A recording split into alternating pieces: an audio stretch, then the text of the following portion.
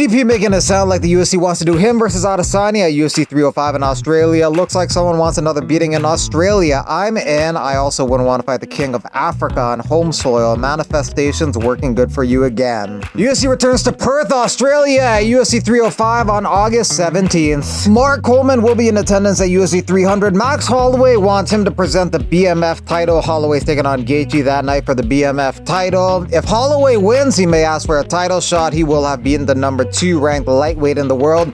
Back in the day, Holloway was scheduled to fight for the lightweight title versus Khabib, but Holloway was taken off due to health reasons. Former boxing champion Savannah Marshall will be making her MMA debut in the PFL in Newcastle on June 8th. And Victor Hugo is at his fight with Alatang Haley on Saturday, so Alatang Haley needs a new opponent on short notice for Saturday. Thanks for watching. Like, subscribe, and donate via Super Thanks.